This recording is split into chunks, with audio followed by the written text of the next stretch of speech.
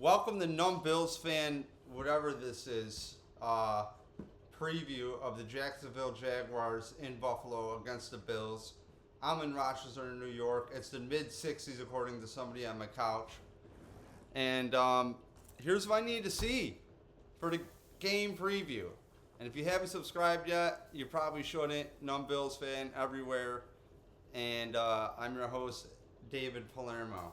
So here's what I need to see last week. I was, as a paranoid Bills fan, can the Bills shut down Tyreek Hill and Waddle? I just run streaks. And I look stupid because the Bills, McDermott, the one thing I liked about him as the Bills signed him was, hey, modern defense, great. Keep it contained. Okay, awesome. As a strategy guy with the DeMar Hamlin fake punt, I don't know what to think still because there's fireable offenses and that one was kind of close. So, anyways, on to the preview. As we know, Gabe Davis and Mitch Morse from the Buffalo Bills are now with the Jaguars. And, of course, I'm rooting for Gabe Davis. Always a nice guy. So, if you've been awake, the Bills are on fire. They're 2-0. At the same time, it's 2 games, not 4. If you listen to old football heads from me listening to the radio a lot, what they would say is, you don't know a team until it's 4 games into the season. Some Bill Parcells, whatever adage. Okay? What I'm trying to tell you is the first half of the Bills against Arizona, they look kind of dead and shitty. The second half, Josh Allen did what he did, which is take the fuck over, hurdle people, and they crushed and won the game. I don't know about crush, but they won. Miami. It's not their fault Tua got another concussion and they only really need to play a half of football. So, did the Bills really need to show much yet? No, and that's okay. It's a 17-game season. I really don't know what to think for a preview. This morning there was a 5.5 point favorite for the Bills. The Jaguars have not. Trevor Lawrence hasn't won a game since Thanksgiving week of last season. So they're 0-2 this year. A lot of people notice the Bills lose to the Jaguars in weird fashion.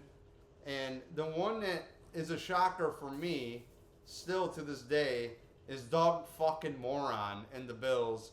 When the Jaguars came out in the second half and they had a 9-minute opening drive. And it just took the air out of the ball. Yeah. I don't want to talk about the recent ones of Josh Allen in the Super Bowl window because then I get a little triggered. Last week, Cook, that would be the running back of the Buffalo Bills, if you know who he is. It was nice. Allegedly, he's been begging for goal line touches. If you don't have Ray Davis, pick him up in your fantasy league. I accidentally picked him up, meant to draft him, but only drafted Kamara because I only need to start one running back. Anyways, third down Bills are 6 of 18. That is sourced right from John Gruden's channel that I watched before I pressed record on this. Okay, I'm a little worried about the Bills sustaining drives. I'm a little worried about no deep threats. Okay, I get it doesn't matter yet, and we're just running the ball and whatever. Again, with Coleman, Kincaid, and Samuel, if we're not even 4 games in, I can't really judge how they're being used. It's chess for the long term. You don't need to show everything. What do I think is going to happen? I don't fucking know. I just want to get this uploaded so I can look at the end of the year and go, wow, we really did it. 6 people watch this. Great. Anyways, tune in for maybe a halftime show. Numb Bills fan everywhere. And if you don't know, Tim Avery posts an article every week. I'm your host today, David Palermo. Toodles.